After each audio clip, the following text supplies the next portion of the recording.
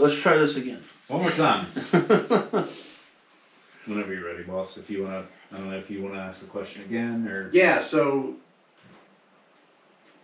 briefly after the last investigation, prior to our analysis of our evidence and sharing the evidence with you, we had taken some time prior to dispersing just to discuss an opportunity to become a reoccurring group for investigation here. Kind of what is your mission as far as that activity is concerned? Well, again, the initial goal with that is to help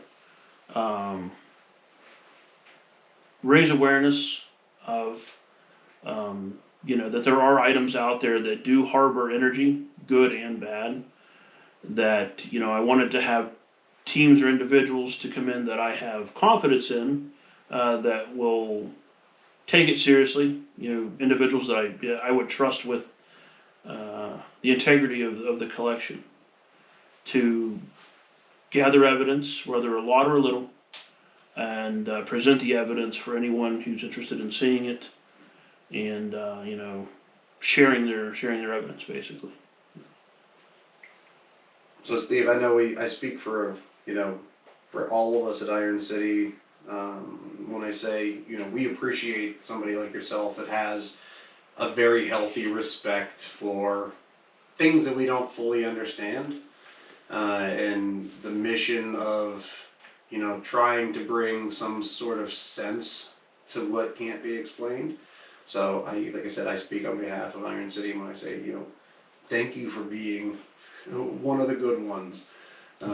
I'll tell you, in the Pittsburgh region, we're used to things getting torn down whenever they say they're haunted, because they don't make money anymore. So we always appreciate the opportunity to come down here and not only see you, but spend some time with your collection. So thank you for that. Well, the positivity is definitely reflected towards you guys as well. Yeah. Thanks. Well, and then. Without getting too freaking mushy about it. Yeah, right.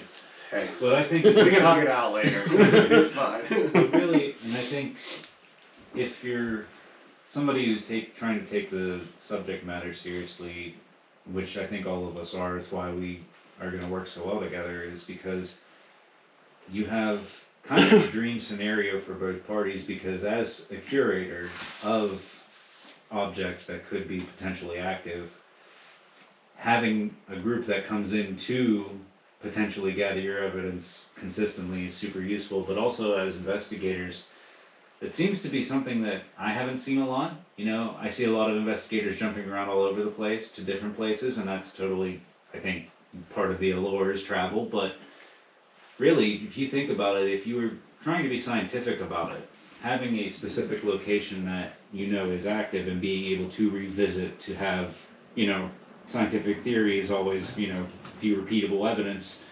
That's really what we look at. So I think that's really, the scenario is actually really important.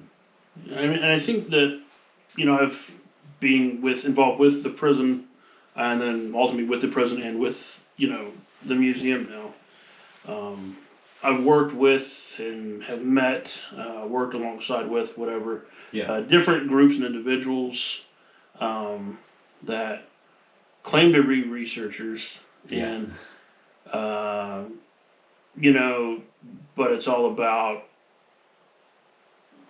the name, selling merch and stuff like that. Well, which I get it. Sometimes selling merch, it helps with gas money. You got to make the money, and I would say this is probably a difficult field to make consistent, and guaranteed money. It took my friends Ryan, Dave, and Jason talking me into upping my initial daily admission of $3 to $5. Yeah.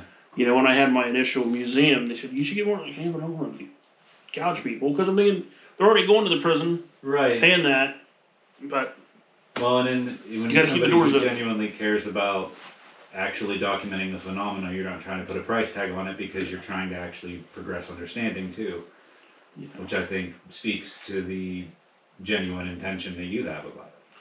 And I think when you meet like-minded people like that, it still keeps a little bit of hope. For sure. That and confidence that the paranormal field does have people that are not only in it for. I mean, everyone loves a good adrenaline rush. Yeah. Don't get me wrong. But if you're overselling it all the time to make money, then you're not being true to the work. It's like, why are you charging $2,000 to stay overnight Yeah. at a bed and breakfast or something? Yeah. Right. I was like, it's not that high cost of living where you're at.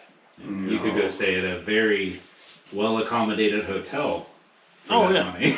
Yeah. Multiple I- hotels. I still think that, I don't know, I'm sure somebody's done it somewhere, but I still think it'd be a brilliant idea to advertise a themed haunted bed and breakfast where you know that's what you're getting into, and even if it's fake, Well, it's off the experience. record, that's something I've always wanted to do. I think that's a lot of money. So And honestly, We'll have to this get on. this place initially, Yeah, we have to get on. until I realized that this town, the restaurant closes at 2:00 in the afternoon. yeah, How am I going to advertise? Hey, come stay in Cameron and eat here. When what do you do? Family Dollar? yeah. You know what I mean? It's like a pretty nice family dollar. It's not bad actually. You know, there's a creek, all right? They can go goddamn fish their own food. It's true. But it's just like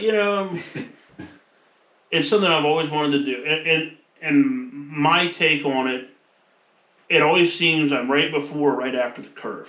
Uh-huh. That's You know. fine. I'm always right after. I had the idea before, but yeah. Anyway. There's something I've always wanted to do, and I know no one around here is going to be able to afford to do it. I've always wanted to do it, because my thing is, I've always been interested, I've never had enough money to get one. Infrared, Mm-hmm. the FLIR stuff. It always fascinated me. One thing I've always wanted to do is, well, one, I would never dive doing it submarine. That's not going to happen. We've gone over the whole claustrophobia thing. Yeah, yeah. And I get gas. I'm not going to Dutch oven myself. Okay? But That's a floating Dutch oven. look, halfway down, like, Lay out. I'll swim to the surface. But I've always wanted to go on one of the. It has to be a ship because it's out in the middle of nowhere. But I've always wanted to take a FLIR, and I've always wanted to build a soundproof way of doing EVP. So you take the recorder, put it into a soundproof box. It's nice when we had Radio Shack, and then get another one because you can use that spray foam. Yeah, yeah. Another box the same way, and put the microphone in that one. Right. So you hit record here, but it's recording in this one. Completely. So you're not recording the internal mechanisms and stuff. Mhm. And then take it out to the sinking area of the Titanic Mm-hmm. with the FLIR cams. So you're watching Oh, the surface of the ocean That would be something. without rogue waves. Mm-hmm. That freaks me out too. Everything about when the Titanic went down freaks me out. Everything Yeah. about the ocean always Yeah. freaks me out. No, I'm good. But I've always wanted to do that. That way you have the FLIRs kind of. You're going to have a nice visual, at least a visual recording Uh-huh. of where you're at. The main thing with cameras, I mean, the percentage of you getting something with a camera, like a shadow figure, is under 1%. Yeah. It's. But it establishes where you're Incredibly at. small. Right. It's. I always give tell you the people- grounding. The best thing you take with you is your digital recorder. Yep.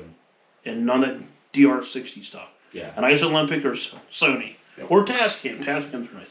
But then I've always wanted to do that. I think that's a hell of an idea, honestly, Steve. It's just, Hey, you make affordable. it happen, we'll join you. Yeah. I don't care if it's multiple groups, as long as the group's going out there. Or We can't I might be sick. we can't fund it. I might but be we'll sick. join. I mean, if I have I'm to not rent a gonna be on site. if I have to rent a can't pontoon boat, we're going. I got I got like thalassophobia, something fierce. I can't do it. What's that one country song, Redneck Yacht Club? Just get a bunch of them, tie them all together and Yeah, there you